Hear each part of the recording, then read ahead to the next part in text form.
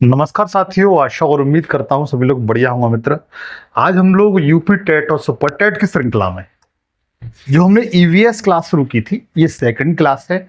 और इसी second class में मेरे भाई हम जिस अध्याय का चैप्टर का अध्ययन करेंगे उसका नाम है वायुमंडल। क्योंकि वायुमंडल से मित्र आपके प्रतियोगी परीक्षा में यूपी टेट में और सी टेट में क्वेश्चन आते ही आते हैं, लेकिन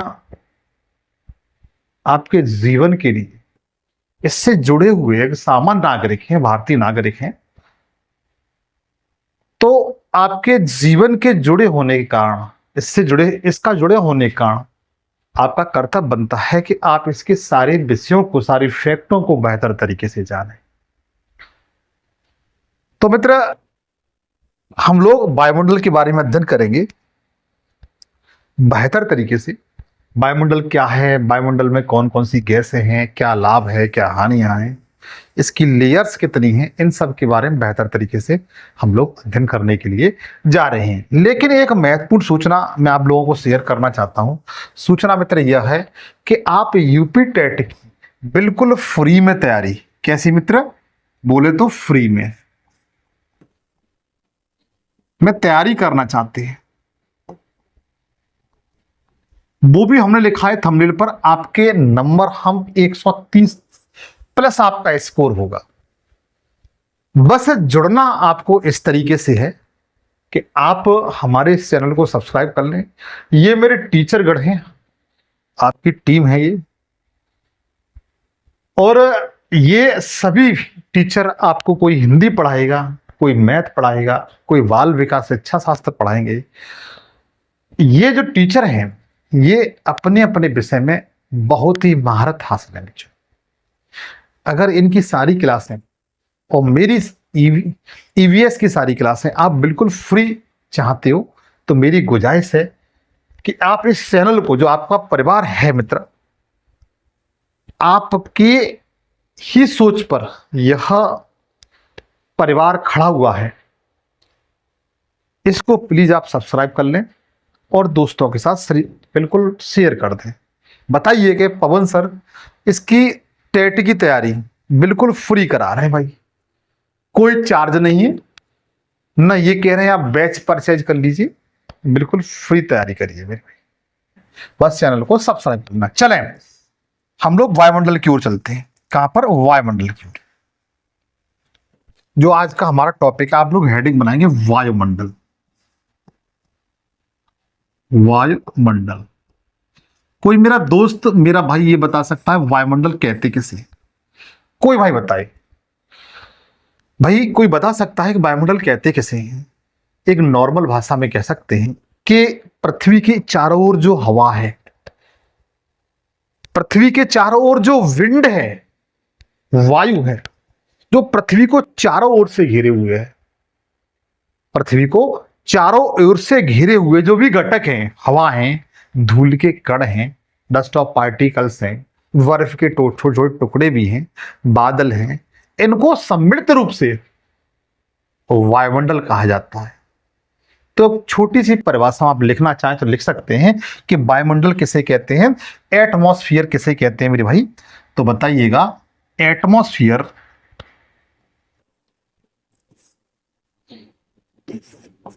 एटमॉस्फेयर किसे कहते हैं? तो बताइए, एटमॉस्फेयर मित्र वायुमंडल को कहा जाता है। और वायुमंडल की परिभाषा का क्या है? तो ध्यान रखिए, पृथ्वी को चारों ओर से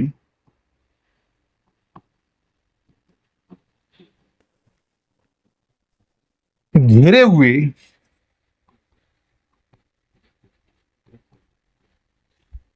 वायु, धूल के कण,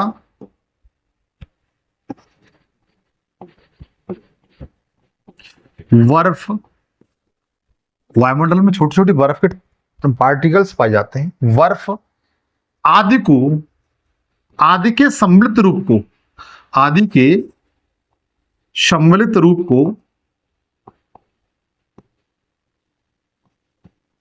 को क्या कहते हैं? वायुमंडल कहते हैं।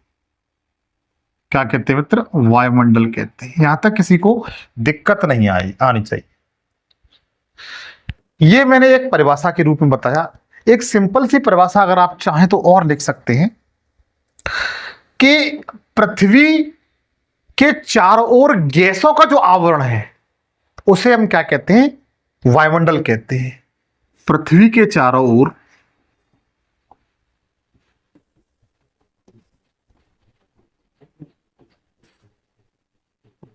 और गैसों का जो आवरण है, किसका मित्र?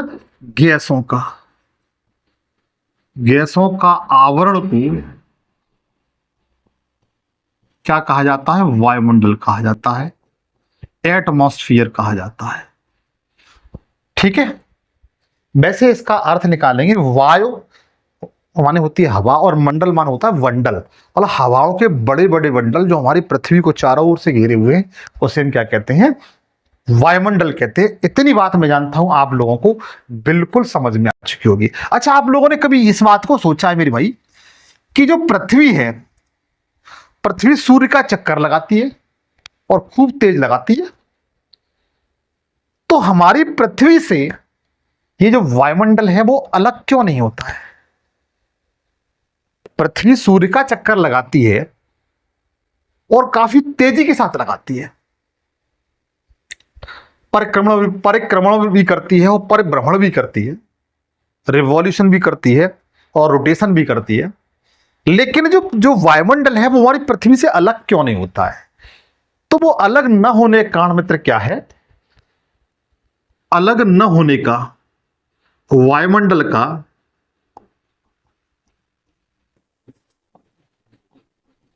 पृथ्वी से अलग न होने का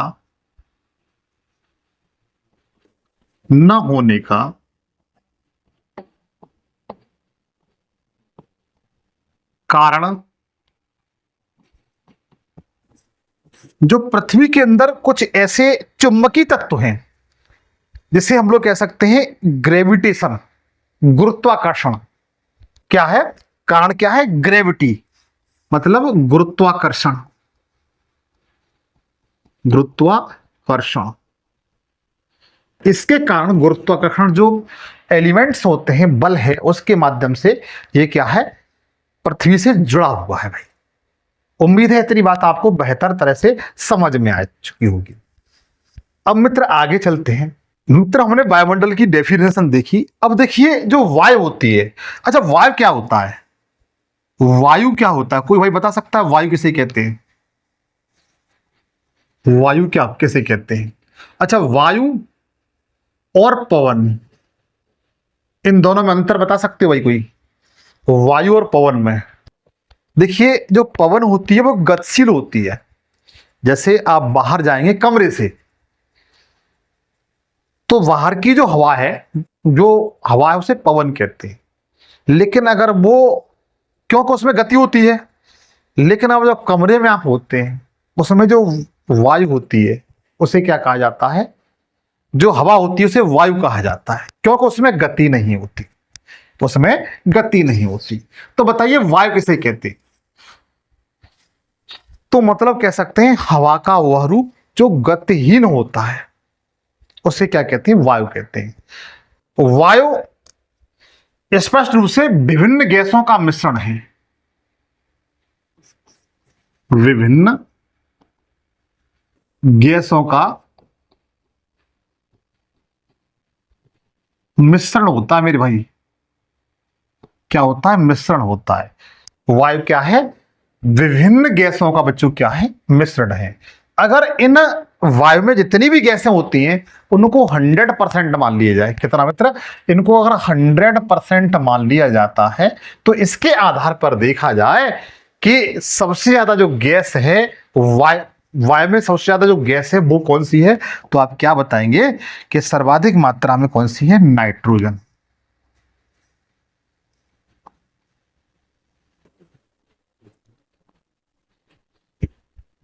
Na2, जिसे Na2 कहा जाता है। अगर पूछा जाए एक क्वेश्चन, अगर आपसे इस तरह पूछ लिया जाता है कि आप ये बताएं कि अपना जो वायुमंडल है उसमें सबसे ज्यादा कौन सी गैस पाई जाती है, तो आप क्या बताएंगे? नाइट्रोजन। कितने परसेंट पाई जाती है? तो बताइए 78% पाई जाती है। कितनी? 78% भाई ये पाई जाती है। क्लियर हुआ? कितनी? 78% पाई जाती है। और ये पेड़ पौधों के लिए, पेड़ पौधे जो होते हैं, जीव जंतु होते हैं, उनके विकास के लिए, डेवलपमेंट के लिए नाइट्रोजन गैस का होना बच्चों बहुत आवश्यक है। आप लिख सकते हैं पेड़ पौधे,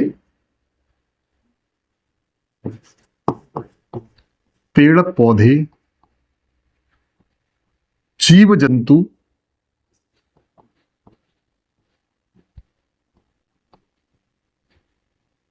के विकास के लिए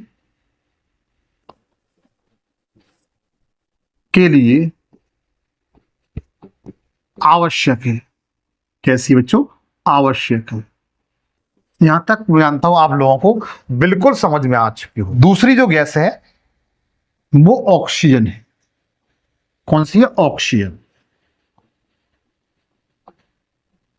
ऑक्सीजन। क्लियर? जिसे हम लोग क्या कहते हैं? O2 के नाम से जाना जाता है। ऑक्सीजन को O2 कहते हैं। क्लियर? अच्छा, ऑक्सीजन गैस है मित्र, इसे प्राण वायु भी कहा जाता है। प्राण वायु भी कहा जाता है।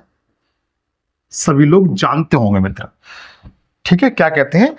प्राण वायु कहते हैं, क्योंकि इसके बिना जीवन की कल्पना नहीं की जा सकती।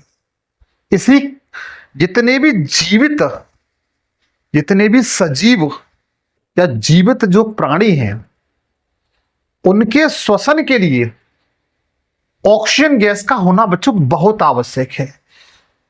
तो सभी सजीव, सजीवों के श्वसन के लिए, श्वसन के लिए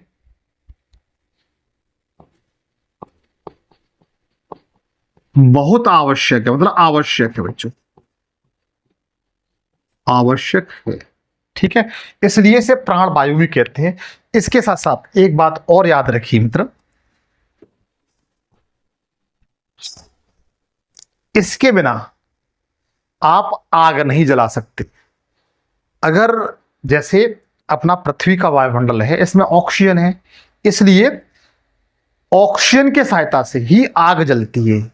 अगर आप चंद्रमा के वातावरण वायुमंडल में पहुंचेंगे, एटमॉस्फेयर में पहुंचेंगे, वहां पर ऑक्सीजन नहीं है, वहां पर आप आग, माचिस की तीली से आग नहीं जला सकते। ठीक है? तो आग जलाने के लिए बहुत आवश्यक है भाई। किसके लिए? आग जलाने के लिए।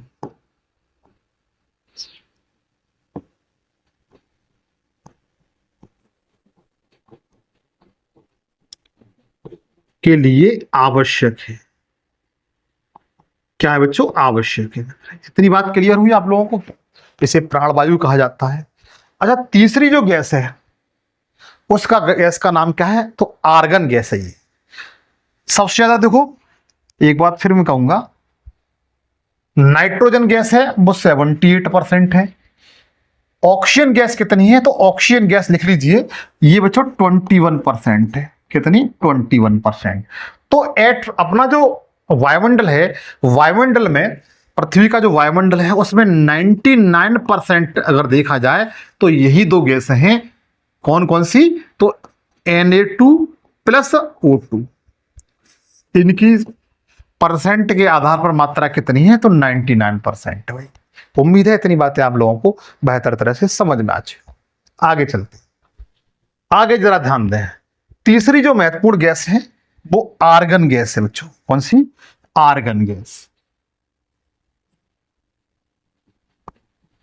Argon gas. और आर्गन गैस बच्चों अपने एटमॉस्फेयर की अक्रिय गैस है। कैसी गैस है? अक्रिय गैस है। अक्रिय गैस है ये। इसकी मात्रा देखी जाए अपने वायुमंडल में कितनी पाई जाती है, तो ध्यान रखिए 0.93% इसकी मात्रा पाई जाती है भाई। क्लियर हुआ? कितनी? 0.3% आर्गन की मात्रा पाई जाती है। और ये अक्रिय गैस है, मतलब किसी के साथ कोई भी क्रिया नहीं करती, जबकि अन्य गैसें करती हैं। अच्छा, एक बात और याद रखना, अगर पूछा जाता है कि वायुमंडल में सर्वाधिक पाई जाने वाली अक्रिय गैस कौन सी है, अगर क्वेश्चन आ जाता है कि वायुमंडल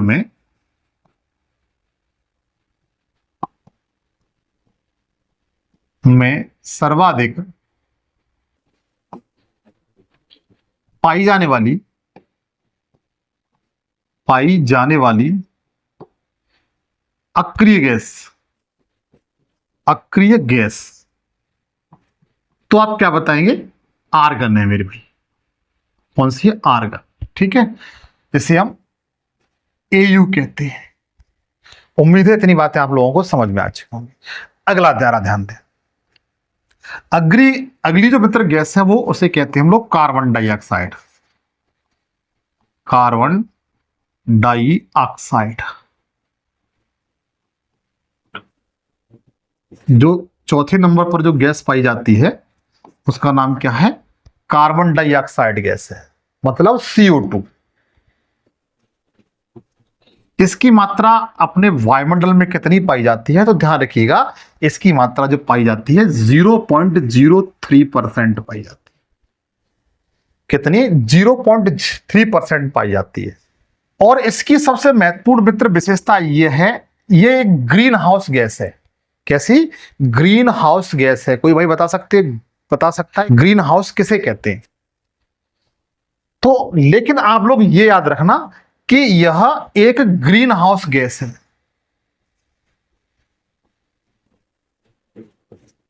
ग्रीन हाउस गैस है, ठीक है, आप लोग याद रखना। क्योंकि ये क्या करती है, सूर्य से आने वाली जो अल्ट्रावायलेट वेव्स होती है ना, उनको एब्जॉर्ब कर लेती है, और मतलब ग्रहण कर लेती है मेरे भाई। ग्रहण करने के बाद अपना जो वायुमंडल है उसे क्या कर देती है? गर्म कर देती है। एक बात याद रखना, एटमॉस्फेयर को, अपने पृथ्वी को बचाए रखने में कार्बन डाइऑक्साइड गैस का बहुत बड़ा योगदान है। देखिए, अगर एटमॉस्फेयर में, वायुमंडल में कार्बन डाइऑक्साइड गैस की मात्रा बढ़ेगी तो क्या होगा? पृथ्वी गर्म होगी, क्योंकि अल्ट्रावायलेट वेव्स को ग्रहण कर लेगी, तो बॉडी, उसका एटमॉस्फेयर का जो टेम्परेचर है उसे इंक्रीज कर देगी। लेकिन अगर ये नहीं होती है या इसकी मात्रा कम हो जाती है, तो हमारी जो पृथ्वी क्या हो जाएगी? ठंडी हो जाएगी। और ठंडी हो जाएगी तो इतनी ठंडी हो जाएगी कि मानव का विकास करना, डेवलपमेंट करना बड़ा मुश्किल हो जाएगा। इसलिए इस गैस का एटमॉस्फेयर में संतुलित रहना भी बच्चों बहुत आवश्यक है। कैसा है? बहुत आवश्यक है। तो जरा समझिएगा, मैं जो चीजें बताना चाहता हूं कि अगर CO2 की मात्रा CO2 की मात्रा में अगर वृद्धि होती है, क्या होती है? वृद्धि। इस गैस की मात्रा में वृद्धि होती है तो ध्यान रखिए, पृथ्वी कैसी हो जाएगी? गर्म हो जाएगी। कैसी हो जाएगी? गर्म हो जाएगी। अगर CO2 की मात्रा में वृद्धि होती है तो पृथ्वी कैसी हो जाएगी? गर्म हो जाएगी। लेकिन यदि इसकी मात्रा में कमी होती है, हमारे एटमॉस्फेयर में CO2 की मात्रा में कमी होती है, तो क्या होगा? तो पृथ्वी पर बर्फ जम जाएगी, पृथ्वी ठंडी हो जाएगी। कैसी हो जाएगी? ठंडी हो जाएगी। लेकिन इस गैस को, कौन सी गैस को? CO2 को, इस गैस को, CO2 को संतुलन और संतुलित बनाए रखना आवश्यक है। कैसा? संतुलित बनाए रखना बच्चों कैसा है? आवश्यक है। मैं जानता हूं इतनी बातें तो आप लोगों को बहुत बेहतर तरीके से क्लियर हो चुकी होंगी, ऐसी में उम्मीद करता हूं। अब हम लोग प्रकाश डालेंगे जो अपना जो एटमॉस्फेयर है, वायुमंडल है, उसकी परतों के ऊपर, कि हमारे वायुमंडल में कौन कौन सी परतें पाई जाती हैं, उनका क्या योगदान है मेरे भाई। चलिएगा, तो हेडिंग बनाएंगे वायुमंडल की परतें। वायुमंडल की परतें।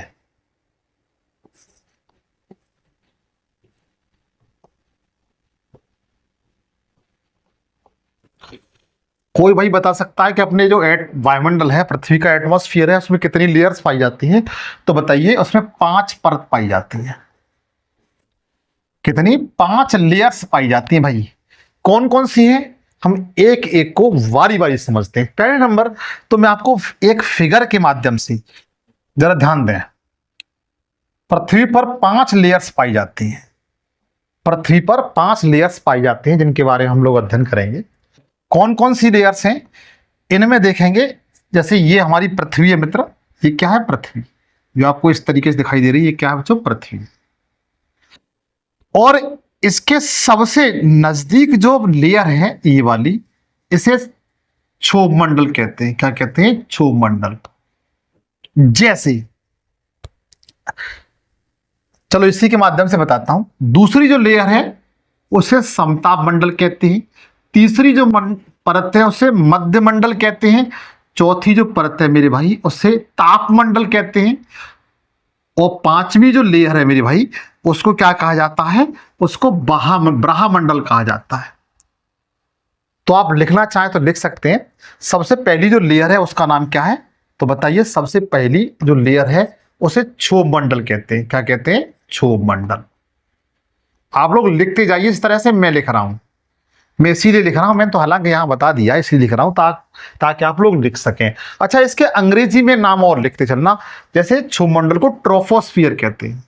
क्या कहते हैं? ट्रोपोस्फियर। ट्रोपोस्फियर कहते हैं मेरे भाई। क्लियर?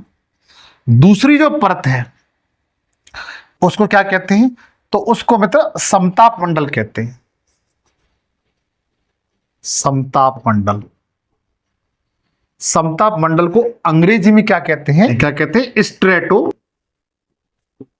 स्फीयर कहते हैं। आप लोग याद कर लेना मेरे भाई, ठीक है? स्ट्रेटो स्फीयर कहते हैं। तीसरी जो परत है उसे मध्य मंडल कहा जाता है। मध्य मंडल कहा जाता है। मतलब इसे मीजोस्फीयर कहते हैं। क्या कहते हैं? मीजोस्फीयर।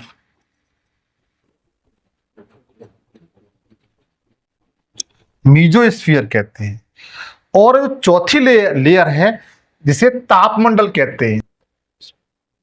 क्या कहते हैं? तापमंडल।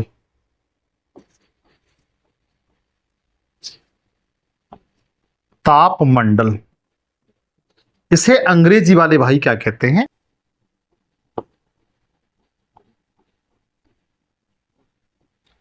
थर्मोस्फीयर कहते हैं बच्चों। और जो पांचवी परत है उसे ब्रह्मंडल कहा जाता है। ब्रह्मंडल। ब्रह्मंडल कहते हैं। इसे अंग्रेजी में एक्सोस्फीयर कहते हैं। एक्सो स्फीयर कहते हैं। एक्सोस्फीयर कहा जाता है। तो आपको इसके हिंदी में और अंग्रेजी में दोनों नाम याद कर रख सकते हो। पहली जो लेयर है उसे क्षोभ मंडल कहते हैं। दूसरी जो लेयर है, 1 सेकेंड, पहली जो लेयर है उसे क्षोभ मंडल कहते हैं। अंग्रेजी में ट्रोपोस्फियर कहा जाता है मेरे भाई। ट्रोपोस्फियर। दूसरी जो लेयर है पृथ्वी से, जैसे ये पृथ्वी अपनी, इसके पहली परत क्षोभ मंडल, इसके जस्ट ऊपर समताप मंडल है, जिसे स्ट्रेटोस्फियर कहते हैं। तीसरी जो लेयर है उसे मध्य मंडल कहते हैं, जो ये वाली है। जो चौथी परत है उसे तापमंडल कहते हैं, थर्मोस्फियर। और पांचवी जो परत है बच्चों, इसे एक्सोस्फियर मतलब ब्रह्मंडल कहते हैं। उम्मीद है इतनी बातें आप लोगों को बेहतर तरीके से समझ में आ चुकी होंगी बच्चों। ऐसी मैं आप लोगों से उम्मीद करता हूं। पांचों लेयरों को आप लोग याद रखेंगे, ये हजारों बार प्रतियोगी परीक्षा में आपके पूछी गई है भाई। सबसे पहले आप लोग हेडिंग डालेंगे। पहली जो लेयर है कौन सी वाली है बताएं? तो बताएंगे क्षोभ मंडल।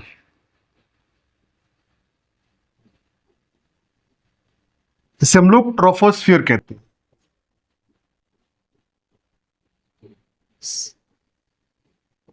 क्या कहते हैं? ट्रोपोस्फियर कहते हैं। ठीक है, इसके बारे में जानेंगे। ठीक है, सबसे पहले ये जो लेयर होती है, परत होती है मेरे भाई,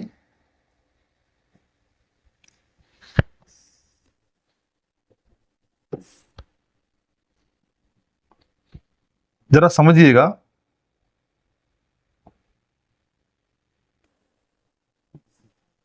हाँ, ये जो लेयर होती है, जो ट्रोपोस्फियर, वो इस तरीके से होती है, इस तरीके से। जैसे ये हमारी पृथ्वी है, ये क्या मतलब पृथ्वी है, ये अपनी अर्थ है, और ये वाला जो भाग है ध्रुव है। क्या है? ध्रुव, मतलब इसे पोलर कहा जाता है। और ये वाला जो भाग है मित्र, ये भूमध्य रेखा है, भूमध्य रेखा, अंग्रेजी इक्वेटर कहते हैं इसे, ठीक है। ये मैंने इसलिए बताई है क्योंकि इसकी जो मोटाई है, जो ट्रोपोस्फियर की क्षुमंडल की मोटाई है, वह भूमध्य रेखा पर अधिक है, लेकिन ध्रुवों पर क्या है? कम है। भूमध्य रेखा पर अधिक है और ध्रुवों पर क्या है? कम है। ध्रुवों पर देखा जाए तो इसकी मोटाई लगभग लगभग 8 किलोमीटर है। कितनी? 8 किलोमीटर। जबकि भूमध्य रेखा पर देखा जाए तो इसकी जो मोटाई है या ऊंचाई है, वह लगभग 18 किलोमीटर की समथिंग है। लेकिन अगर इसका एक एवरेज मान लिया जाए, पूछा जाए कि औसत क्षोभमंडल की ऊंचाई कितनी है, औसत क्षोभमंडल की ऊंचाई कितनी है, तो आप क्या बताएंगे कि औसत क्षोभमंडल की जो ऊंचाई है वो लगभग 13 किलोमीटर है बच्चों। कितनी?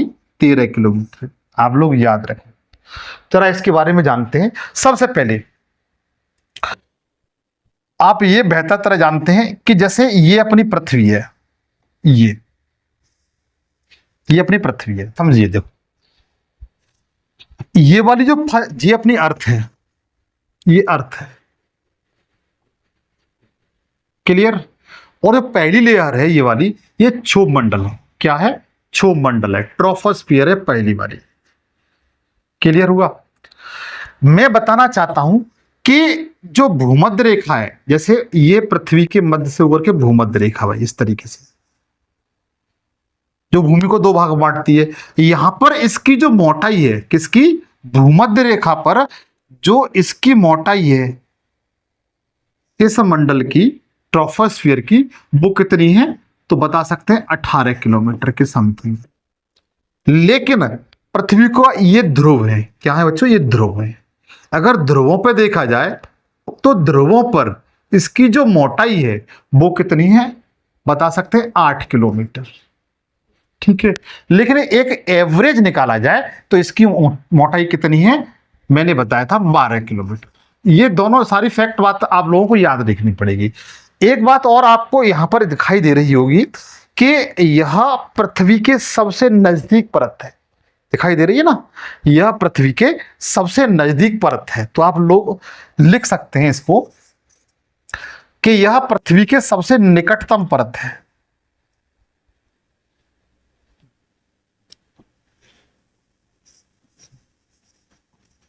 यह पृथ्वी के सबसे निकटतम परत है। क्लियर? इतना तो जानते होंगे, यह पृथ्वी के बच्चों क्या है? सबसे निकटतम परत है। इसकी औसत ऊंचाई कितनी है? 13 किलोमीटर है। औसत ऊंचाई बच्चों इसकी कितनी है? 13 किलोमीटर है। लेकिन आप इसी में अलग से लिख लेना कि ध्रुवों पर इसकी ऊंचाई कितनी है? 8 किलोमीटर, और भूमध्य रेखा पर कितनी है? 18 किलोमीटर। ये आप लोग अलग से लिख सकते हैं।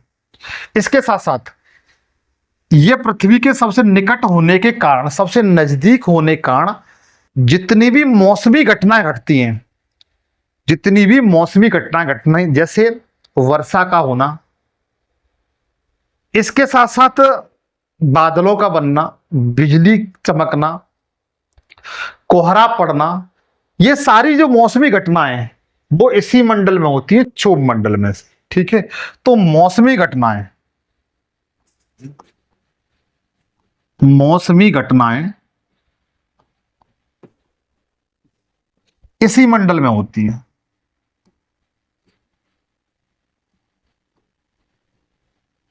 मौसमी घटना बच्चों इसी मंडल में होती है। जैसे एग्जाम के तौर पर देखा जाए, जैसे वर्षा हुई, ठीक है, वर्षा हुई कोहरा हुआ, कोहरा, तूफान हुआ, हवा हुई, तेज हवाओं का चलना, ठीक है। ये सारी घटना कहां पर होती हैं? वो इसी मंडल में होती है, क्षोभ मंडल में से, ठीक है। इसी कारण इस मंडल को, किसको? क्षोभ मंडल को परिवर्तन मंडल भी कहा जाता है।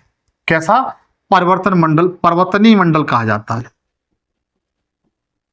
मौसम परिवर्तन मंडल लिख सकते हैं, कोई दिक्कत नहीं है। मौसम परिवर्तन मंडल भी कहते हैं, मंडल भी कहते हैं। क्लियर हुआ? यहां तक किसी को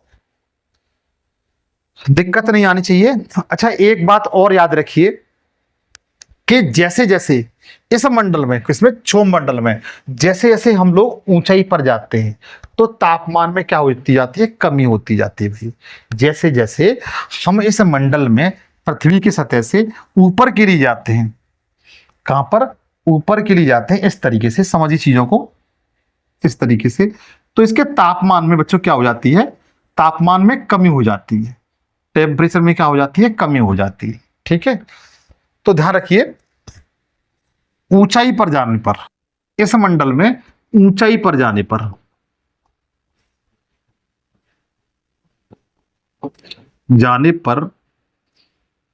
तापमान में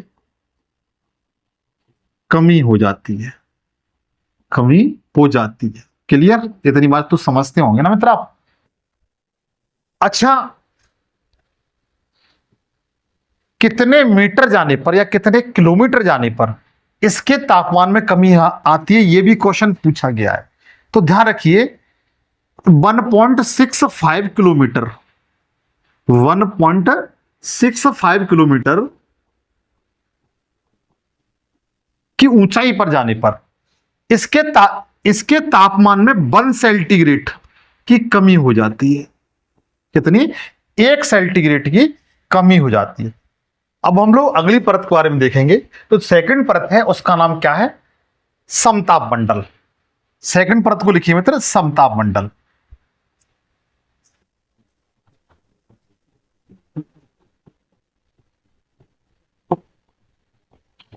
समताप मंडल बच्चे, ठीक है।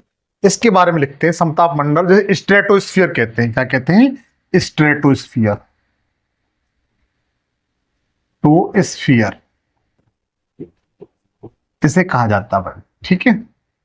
आगे चले, अब जरा इसके बारे में जाने, ये कहां और कितनी ऊंचाई पर पाई जाती है। जैसे मैंने आपको बताया कि ये वाली जो परत वो कौन सी थी? क्षोभ मंडल थी। और ये दूसरी लेयर है बच्चों, ये वाली जिसकी ऊंचाई लगभग लगभग कितनी है? 50 किलोमीटर। कितनी है? 50 किलोमीटर। मतलब 50 किलोमीटर कहां से है? वो इस मंडल से, क्षोभ मंडल से 50 किलोमीटर। जैसे इसकी कितनी थी? लगभग औसत 13 किलोमीटर थी। तो यहां से इसकी ऊंचाई कितनी है? जैसे 1 2 3 4 50 किलोमीटर है। तो जो समताप मंडल की जो ऊंचाई है, समताप मंडल की ऊंचाई कितनी है? 50 किलोमीटर है। कितनी बच्चों? 50 किलोमीटर है, आप लोग याद रखना।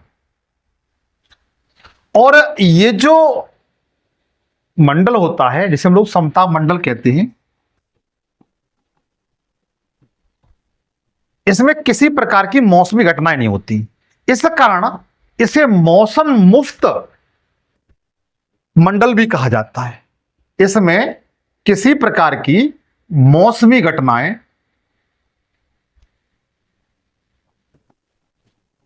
नहीं होती। इसमें किसी प्रकार की मौसमी घटनाएं नहीं होती। इसी कारण इसमें मौसमी घटनाओं से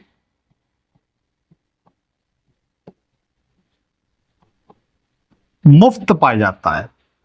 कैसा होता है? मुफ्त, और मुफ्त रहता है, ठीक है, यह मंडल मौसमी घटनाओं से कैसा रहता है, मुक्त रहता है भाई। ठीक है, और एक बात और आपको बताएं मित्र कि समताप मंडल में बच्चों एक लेयर पाई जाती है, इस लेयर को हम लोग क्या कहते हैं, ओजोन परत कहते हैं। क्या कहते हैं, ओजोन परत कहते हैं। ओजोन परत इसी मंडल में, समताप मंडल में पाई जाती है, मंडल में पाई जाती है। कहां पर, समताप मंडल में पाई जाती है। तो ओजोन लेयर है वो कहां पाई जाती है, समताप मंडल में पाई जाती है। अच्छा, एक बात और याद रखना, यहां पर किसी प्रकार की मौसमी घटनाएं नहीं होती हैं, इस कारण यहां पर अंतरराष्ट्रीय उड़ानें, जितने भी अंतरराष्ट्रीय जहाज उड़ते हैं एक देश से दूसरे देश, वो सारे इसी मंडल में उड़ाए जाते हैं। तो अंतरराष्ट्रीय उड़ानें इसी मंडल में होती है। ठीक है, अंतरराष्ट्रीय उड़ानें मित्र वो इसी मंडल में होती हैं। और सबसे महत्वपूर्ण बात यह है कि इस मंडल में ओजोन परत पाई जाती है, मतलब O3 पाई जाती है। O2 ऑक्सीजन होती है, O3 क्या होती है, ओजोन होती है मेरे भाई। ठीक है, अच्छा, जो ओजोन परत है बच्चों, O3 है, इसे पृथ्वी का सुरक्षा कवच भी कहते हैं। पृथ्वी का सुरक्षा कवच या कंबल भी कहते हैं, पृथ्वी का कंबल कहते हैं, ब्लैंकेट कहते हैं।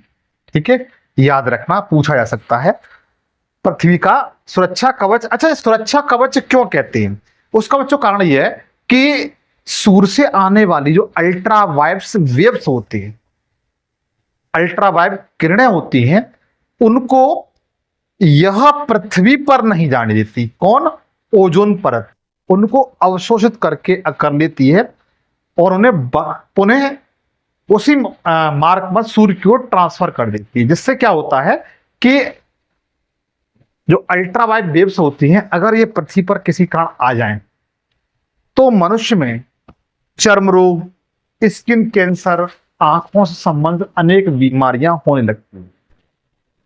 तो ये उन बीमारियों से ओजोन परत है वो क्या करती है, बचाती है। इसलिए इसे पृथ्वी का सुरक्षा कवच कहते हैं, क्योंकि यह सूर्य से आने वाली अल्ट्रावायलेट्स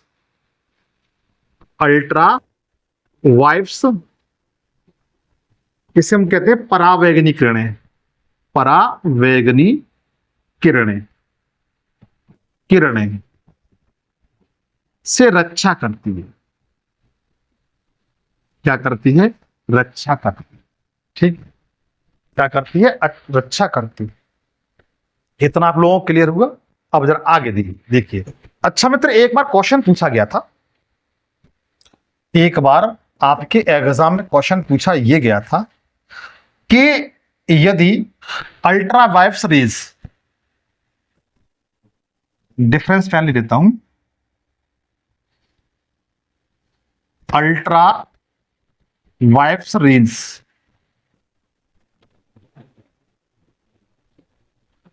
प्लस O3 मिलने से किसका निर्माण होता है, अल्ट्रावायलेट किरणें और O3 के मिलने से किसका निर्माण होता है। ठीक है, तो ध्यान रखना, इससे जो निर्माण होता है वो ऑक्सीजन का निर्माण होता है, O2 का। ये क्वेश्चन पूछा गया था मेरे भाई कि अल्ट्रावायलेट रेज होती हैं और प्लस अगर ओजोन को मिला दिया जाए तो किसका निर्माण होगा, तो ध्यान रखिए ऑक्सीजन का निर्माण होता है। किसका, ऑक्सीजन का। ये क्वेश्चन आपके एग्जाम में आया हुआ है, इसलिए मैंने बताने का प्रयास किया है। मित्र, अगर आपसे पूछा जाता है कि ओजोन परत होती है, ओजोन परत की जो मोटाई है उसे किससे मापा जाता है, कोई भाई बता सकता है। जो ओजोन परत होती है, ओजोन लेयर होती है, परत की मोटाई मापने वाला यंत्र कौन सा है, वाला यंत्र कौन सा, उस यंत्र का नाम बताइए, उस यंत्र का नाम बताइए। तो आप क्या बताएंगे, बताइए, अगर जानते हैं तो बताएं। लिखिए स्पेक्ट्रोफोटोमीटर, ये है इसका नाम। ठीक है, स्पेक्ट्रोफोटोमीटर इंपोर्टेंट है, मित्र याद कर लेना। जो ओजोन परत की मोटाई जैसे यंत्र के द्वारा मापी जाती है उसे कहते हैं स्पेक्ट्रोफोटोमीटर कहते हैं। अच्छा, जो जो यंत्र है वो किस यूनिट में मापता है, किस इकाई में मापता है, इकाई। ओजोन परत की जो मोटाई है उसको मापने वाला जो यंत्र है स्पेक्ट्रोमीटर, वो किस यूनिट में मापता है, किस इकाई में मापता है, तो ध्यान रखना इसको हम कहते हैं डॉप्सन। क्या कहते हैं, डॉप्सन। ये डॉप्सन मापता भाई, किसमें, डॉप्सन मापता, मतलब डीयू में, डीयू में, दिल्ली यूनिवर्सिटी में मापता है, डीयू। क्लियर हुआ, ये पूछा जाता है। अच्छा, एक बात और अलग से याद रख लीजिए, जो ओजोन परत होती है O3 होती है, इसकी मोटाई यदि O3 की मोटाई यदि 220 डाप्सन से, मतलब डीयू से कम होती है, कैसी होती है, कम होती है।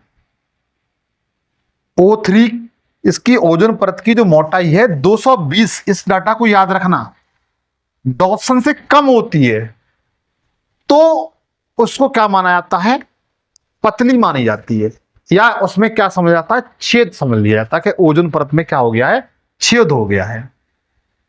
कम है तो O3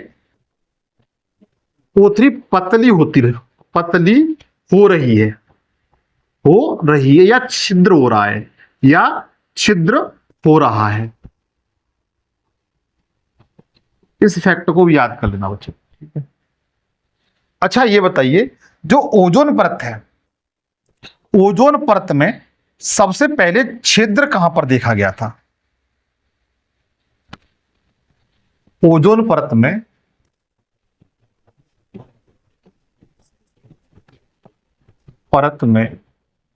सबसे पहले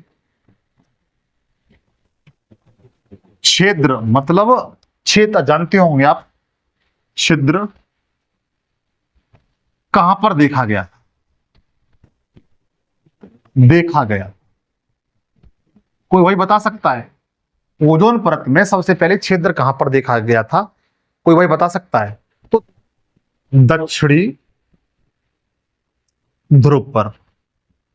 और दक्षिणी ध्रुव पर क्या पाया जाता है, तो ध्यान रखना अंटार्कटिका पाया जाता है। क्या है, अंटार्कटिका। इसे हम लोग श्वेत महाद्वीप कहते हैं, विज्ञान को समर्पित महाद्वीप किसे कहा जाता है। तो सबसे पहले छेद कहां पर देखा गया था, तो अंटार्कटिका, मतलब कह सकते हैं दक्षिणी ध्रुव पर देखा गया था। अच्छा, इसे क्षेत्र की, किसकी, इस क्षेत्र की सबसे पहले खोज किसने की थी, इस क्षेत्र की सबसे पहले खोज किसने की थी,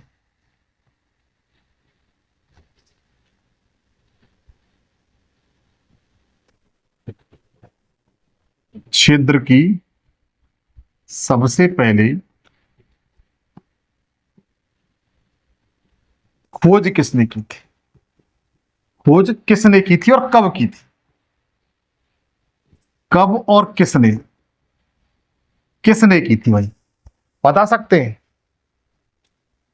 तो ध्यान रखिए, ओजोन परत में जो छेद है इसकी सबसे पहले खोज 1885 में, कब, 1885 में, जो फोरमैन नामक एक अंग्रेज था उसने की थी। ठीक है, कि अंटार्कटिका पर जो ओजोन लेयर है उसमें क्या है, छिद्र पाया गया है। अच्छा, ये बताइए, जो ओजोन लेयर है इसकी खोज किसने की थी, जो ओजोन परत है,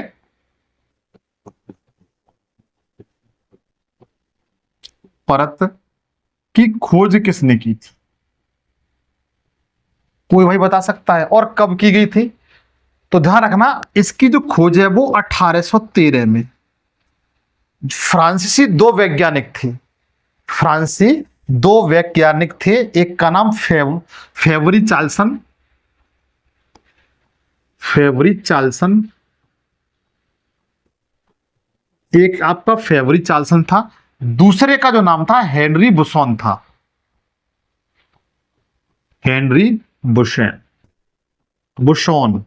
इन दोनों ने किसकी? ओजोन परत की खोज की थी भाई, ठीक है। और कब की गई थी? तो 1813 में की गई थी, ठीक है। अच्छा ये बताइए, जो ओजोन परत है, जो ओजोन लेयर है, इसके छिद्र का प्रमुख कारण क्या है? इसके छिद्र का प्रमुख कारण क्या है? बच्चों, मेरे फैमिली में एक छोटा सा बेबी है, पप्पी है, जो कर रहा है इसमें, मैं आपको दिखाना चाहता हूं। देखिए ये है, देखिए ये है, ये बहुत शरारती है और ये बहुत डिस्टर्ब करता है मुझे। आपकी इस पर क्या राय है? आप जरा बताएं कि डॉगी है, मेल है, ये सबको शरारत करता रहता है पूरे दिन, मैं पढ़ाता हूं उस समय भी डिस्टर्ब करने लगता है। चलो जाइए। हाँ, ये बताइए, जो ओजोन लेयर है, इसके छिद्र होने का या इसके पतला होने का क्या कारण है? कोई भाई बता सकता है? तो इसके पतला होने का प्रमुख कारण तो मैं बताता हूं कि ओजोन का छिद्र का कारण क्या है। ओजोन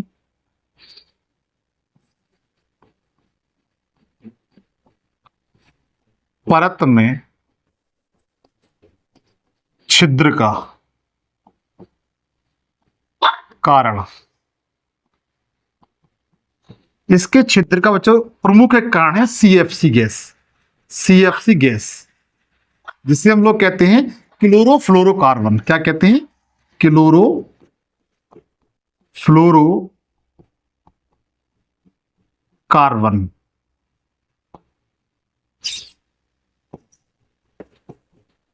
क्लोरोफ्लोरोकार्बन इसे कहा जाता है।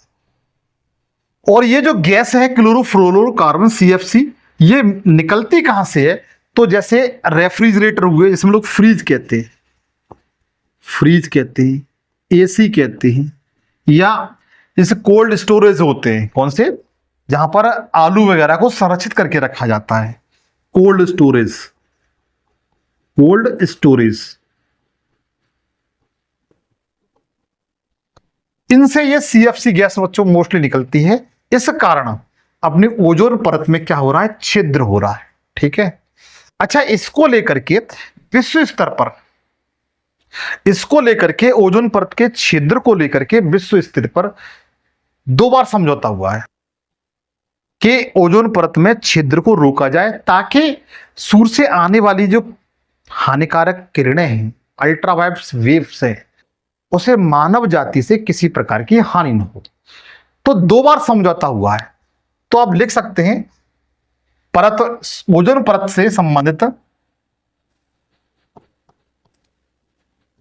ओजोन परत को लेकर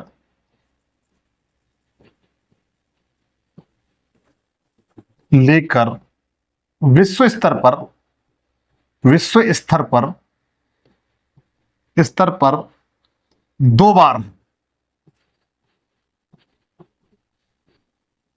सम्मेलन हुआ है। और यह सम्मेलन कब कब हुआ है?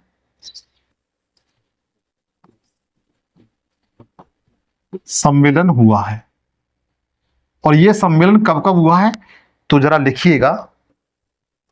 पहली बार जो सम्मेलन हुआ था, इसको लेकर के, वो 1985 में हुआ था। कब हुआ था? 1985 में हुआ था।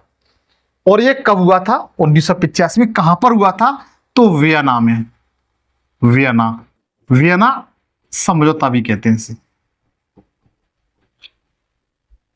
ओजोन परत को लेकर के पहला जो सम्मेलन हुआ था वह 1885 में हुआ था। कहां पर हुआ था? तो वियना में हुआ था। इसे वियना समझौता के नाम से भी जाना जाता है। अगर वैसे ही पूछा जाए, वियना समझौता का संबंध किससे है?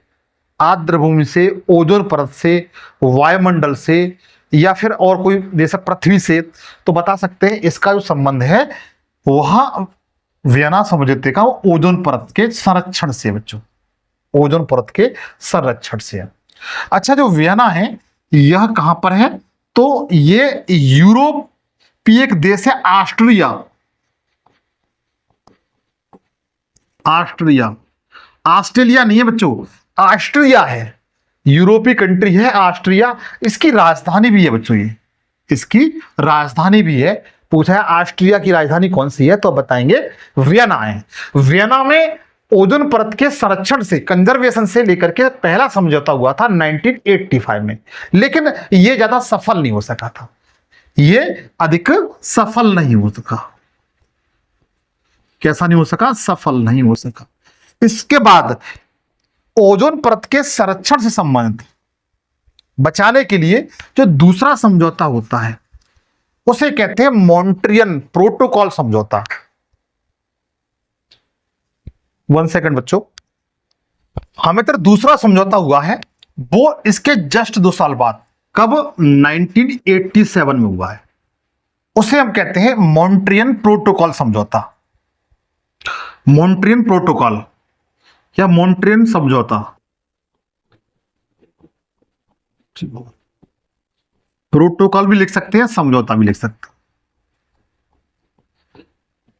यह बहुत इंपॉर्टेंट है, पूछा जाए मॉन्ट्रियल प्रोटोकॉल कब हुआ था, तो ध्यान रखना ये 1987 में हुआ था, जबकि वियना समझौता कब हुआ था, तो वो 1985 में हुआ था।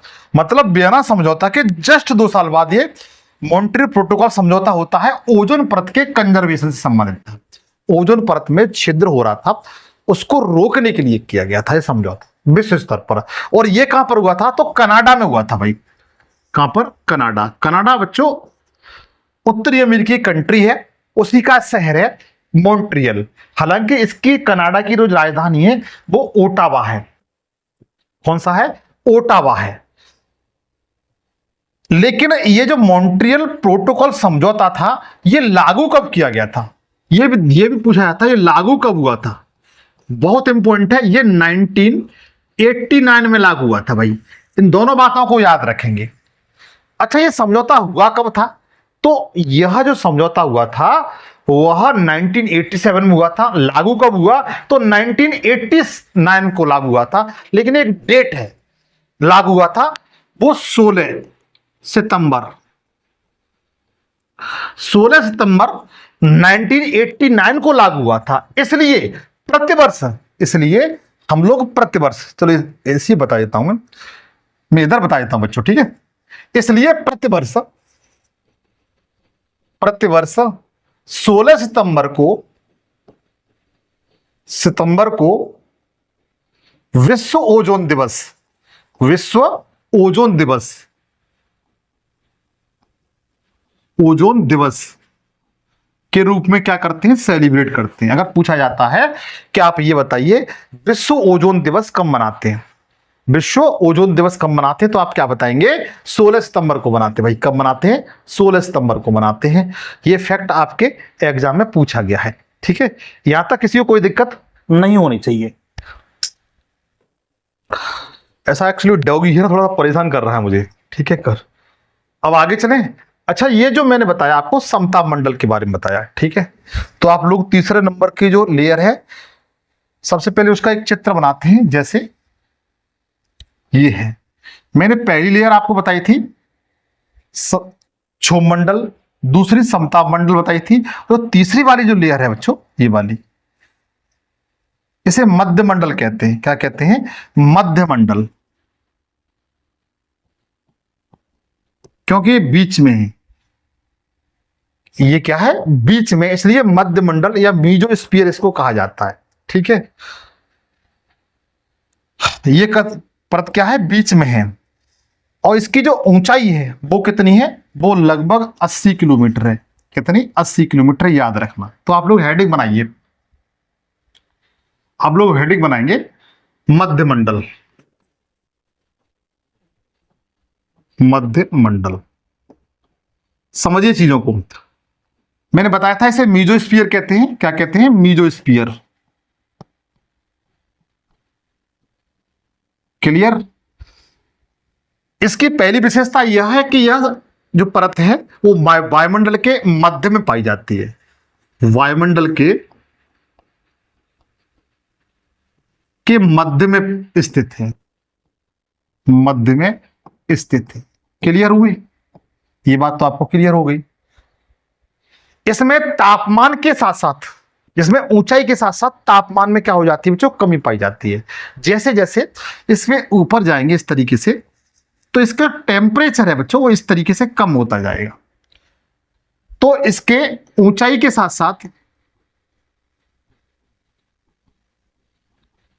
साथ इसके तापमान में कमी होती जाती है। ठीक है, क्या होती जाती है, कमी होती जाती है। इसलिए यहां अपने वायुमंडल की जो 5 लेयर है ना, 5 लेयरों से मिलकर के वायुमंडल बना है। इसलिए जो मध्यमंडल है अपने वायुमंडल की सबसे ठंडी परत है, वायुमंडल की सबसे ठंडी परत है, मंडल है, वायुमंडल की सबसे ठंडी परत है। इतना तो क्लियर हुआ आपको।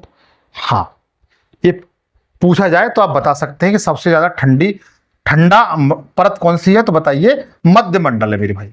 ठीक है, अब जरा आगे ध्यान दें। एक बात और याद रखिए कि इस मध्यमंडल में, अपने वायुमंडल में कुछ पत्थर के टुकड़े जिन्हें उल्का कहा जाता है, वो अपने वायुमंडल में जब एंट्री कर जाते हैं, वो अपने वायुमंडल में क्या कर जाते हैं, एंट्री कर जाते हैं। तो कंडीशन ऐसी होती है कि जैसे ही पृथ्वी के इस मंडल में, कौन से मध्यमंडल में, वो उल्का आते हैं, क्या आते हैं, उल्का आते हैं, तो उनकी गति बहुत तेज होती है।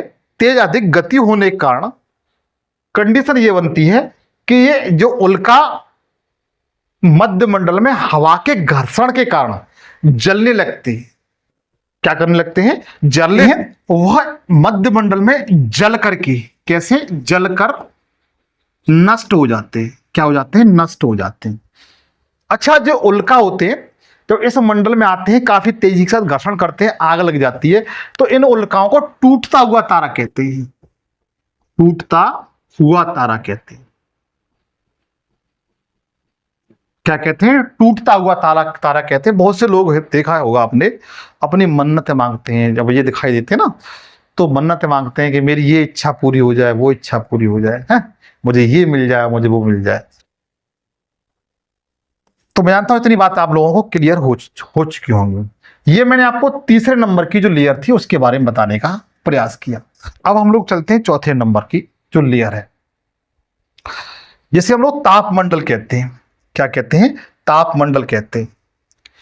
जरा ध्यान दीजिए। हाँ,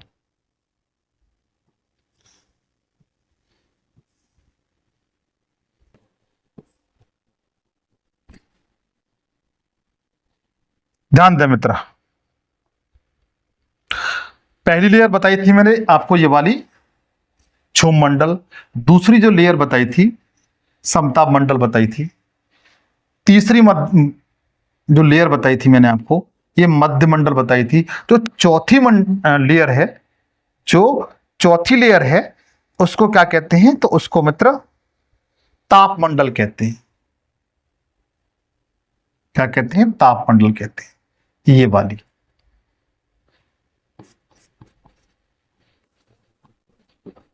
क्या कहते हैं, तापमंडल कहते हैं। ठीक है, तो आप लोग हेडिंग बनाएंगे। अच्छा, इसकी जो ऊंचाई है वो यहां से कितनी है, तो बता सकते हैं 640 किलोमीटर। कितनी, 640 किलोमीटर। तो हेडिंग बनाइए तापमंडल।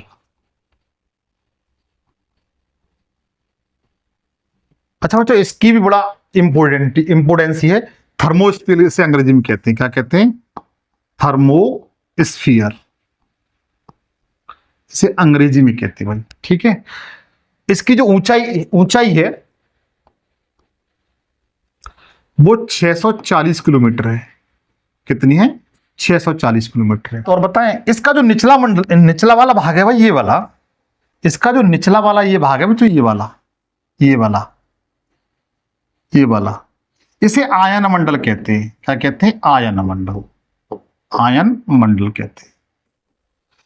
तो लिख सकते हैं इसका जो निचला वाला भाग है, इसका निचला भाग को आयन मंडल कहते हैं, आयन मंडल कहते हैं। क्यों कहते हैं आपको बताता हूं, क्यों कहते हैं आपको बताता हूं। यह भाग है बच्चों सर्वाधिक गर्म रहता है, यह भाग है वो सर्वाधिक गर्म रहता है, इसलिए ये जो तापमंडल है यह अपने वायुमंडल की सबसे गर्म परत भी है, गर्म परत भी है। ये अपने वायुमंडल की सबसे कैसी है? गर्म परत भी है। आपको बताना चाहता हूं, जितने भी संचार उपग्रह हैं या मौसमी उपग्रह हैं या जितनी भी सैटेलाइट हैं, जैसे आप दूरसंचार उपग्रह की बात करें तो जितनी भी सैटेलाइट हैं, जैसे इस माध्यम से हम लोग फोन से बात करते हैं, वो सारे इसी किसमें? तापमंडल का जो आयन मंडल है उसमें क्या किए जाते हैं? स्थापित किए जाते हैं।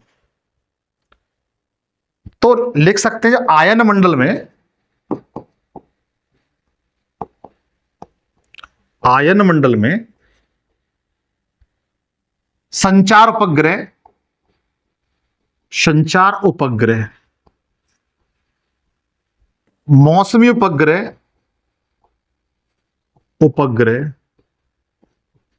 को लॉन्च किया जाता है। क्या किया जाता है? लॉन्च किया जाता है, यहीं पर भेजा जाता है भाई, ठीक है? कहां पर? यहीं पर भेजा जाता है। इसलिए इस मंडल को, कौन से? आयन मंडल को रेडियो तरंगों का परावर्तन मंडल भी कहते हैं। क्या कहते हैं?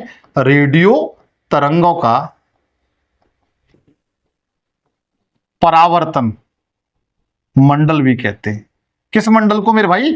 तो ध्यान रखेंगे आयन मंडल को, आयन मंडल को। क्लियर हुआ? यहां तक तो किसी को दिक्कत नहीं आनी चाहिए भाई, ठीक है? अच्छा, चौथा वाला बचता है, जो लास्ट वाला, ये वाला, इसे ब्रह्मंडल कहते हैं। क्या कहते हैं? ब्रह्मंडल कहते हैं, ठीक है? इसकी जो ऊंचाई है ब्रह्मंडल की, वो लगभग 1000 किलोमीटर है बच्चों। कितनी? 1000। उसके बाद इसकी ब्रह्मंडल की ऊंचाई 1000 जो किलोमीटर के समथिंग है, 1000 किलोमीटर से ऊपर वायुमंडल नहीं पाया जाता, किसी प्रकार की वायु से संबंध गतिविधियां नहीं होती, ठीक है? तो अगर लास्ट वाला और आप लिख लेंगे कि जो 5वें नंबर पे ब्रह्मंडल, ब्रह्मंडल,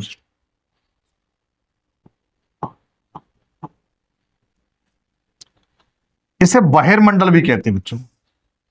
5वें नंबर पे लिखेंगे आप बहिर्मंडल, बहिर्मंडल, एक्सोस्फीयर, एक्सोस्फीयर, ठीक है? क्या कहेंगे इसे? एक्सोस्फीयर कहेंगे बच्चों। सबसे पहली बात, यह अपने वायुमंडल की सबसे बाहरी परत है। क्या है? सबसे बाहरी परत है। पहली बात, अपने वायुमंडल की सबसे बाहरी क्या है? परत है, ठीक है? इसकी जो ऊंचाई है वो कितनी बताई मैंने? 1000 किलोमीटर के समथिंग। कितनी है? 1000 किलोमीटर। इसकी ऊंचाई कितनी है बच्चों? 1000 किलोमीटर है। और यहां पर अगर देखा जाए सबसे कम घनत्व पाया जाता है, क्योंकि वायु यहां पर क्या है? बहुत कम है, नगण्य है, या इसलिए यहां पर जो डेंसिटी है वो क्या है? घनत्व है, वो बहुत कम पाया जाता है, क्योंकि वायु नहीं है तो यहां पर डेंसिटी नहीं है। और इस मंडल में अगर देखा जाए, कौन से वाले? बहिर्मंडल में कौन सी गैसें अधिकांशतः पाई जाती हैं? तो हाइड्रोजन और हीलियम, हाइड्रोजन और हीलियम ये गैसों की क्या बच्चों? प्रधानता है। इन गैसों की क्या है? प्रधानता है। तो मैंने आपको इस क्लास में जितनी भी लेयर थी उनके बारे में बताने का प्रयास किया। ठीक है, उम्मीद है ये सेशन आपको अच्छा लगा होगा। अगर अच्छा लगा हो तो मैं गुजारिश करता हूं कि आप सेशन को शेयर जरूर करें। ये सारी क्लासें बच्चों निःशुल्क है। आपसे मेरी फिर जल्द मुलाकात होगी। तब तक के लिए जय हिंद, जय भारत।